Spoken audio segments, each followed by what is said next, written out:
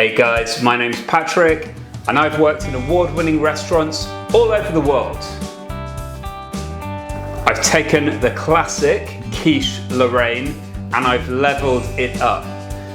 I'm using smoked cheese, Gouda, so it's going to be absolutely perfect from that crispy homemade crust right the way through to the filling. Let's do it.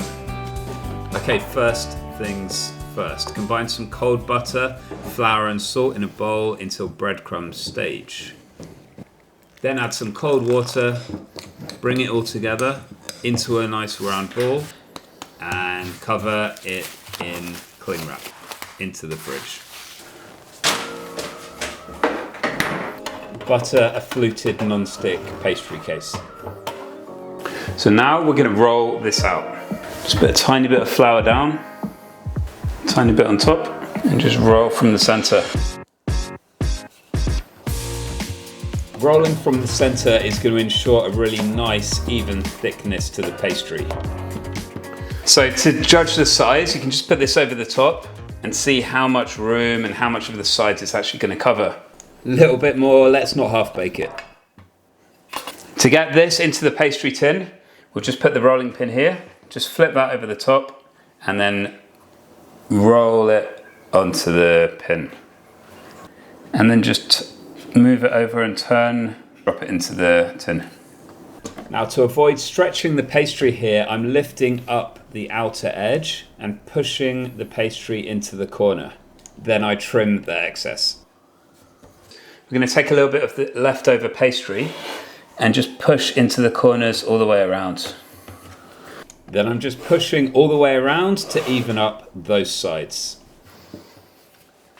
And then that's going to go in the fridge to rest.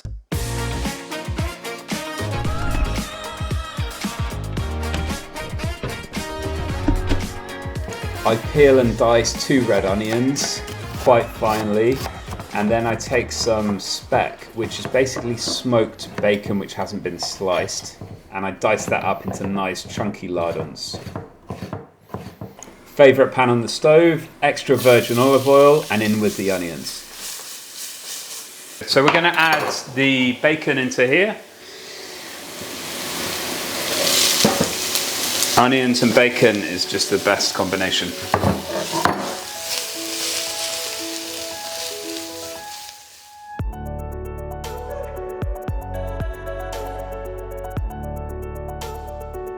When the onions are soft and the lardons are crispy, that can come off. Okay, so now the cheese. We've got some Gouda and some smoked cheese. The Gouda has a really nice, mild, nutty flavour, and the smoked cheese obviously has a smoky kick to it. They're both delicious, and they're going to work well together. Use a box grater to evenly grate those two, which is going to help them melt together perfectly. Give them a mix together. Break the eggs into a bowl. After cracking tens of thousands of these things, I learnt to do it one-handed, but you don't have to. Give that a really good whisk, and then add in your milk and mix that through thoroughly. Okay, it's origami time now. Take a square of baking paper. I'm going to fold that way, and then again this way. And then into a triangle like so. This is going to line our pastry case. And then just cut that off. Screw it up so that it fits the corners. That goes back in. I'm using lentils to weigh down that pastry to stop it from rising up. That goes into an oven for 20 minutes.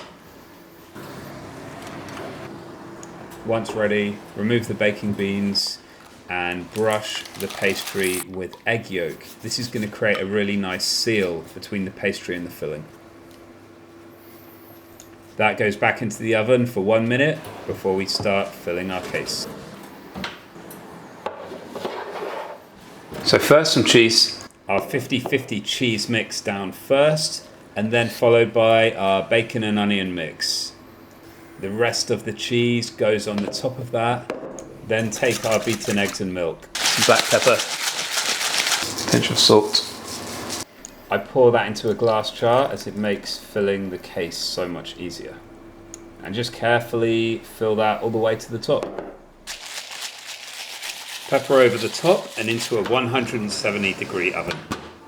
Separate another egg to glaze the top of that quiche. Now this is coming out, it's looking and smelling absolutely stunning. Take your pastry brush and glaze the top of that with the egg yolk. This is going to give it a beautiful shine and finish. That goes through the oven for another 30 seconds to cook the egg, and then it's out of the pastry case to cut a slice.